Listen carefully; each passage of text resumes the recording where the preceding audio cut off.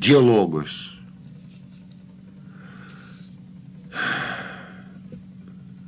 Man tavęs, poete, gaila. Kam rašai tu? Kam tos eilės? Ar bent sykį pagalvojai, kam, dėl ko tu jas eiliuoji? Ką tavo kūryba reiškia?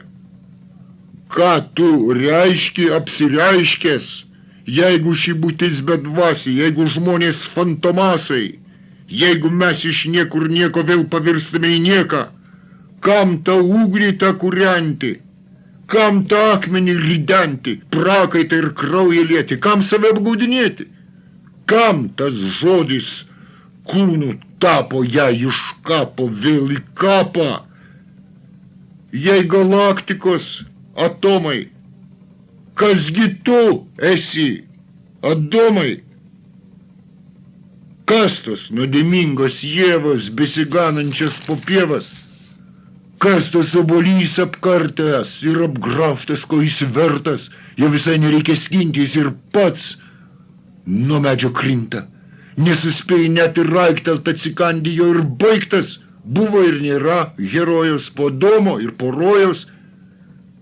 Per tą obuolį prakastą mes patekome į spastus, tarsi buvo suplanuotos išdavystės ir golgotos, holokaustai, Osvencimai, Nagasaki, Hirosimai, tarsi iš gausybės rago, tremtys ir mirčių gulagai, žmonės monstrai, žmonės žvėrys, žudo meilę, žudo gėrį. Pats matai, kad rojaus mitas į pakalnę rytas, stovim prie bedugnės krašto. Kam tas eilės, kam tie raštai? Kur jas dėsi, kam paliksi, jau čia pat apokalipsė. Ir atsakė man poetas: jo labiau turiu skubėti. Aš vilties dar nepraradęs ieškau savo Eldorado. Įsikūrė šventą ugnį, aš ją nešiu per bedugnę. Eisiu pėsčias, raitas josiu, dainavau aš ir dainuosiu. Aš tikiu į pašaukimą, į žmogaus apsireiškimą.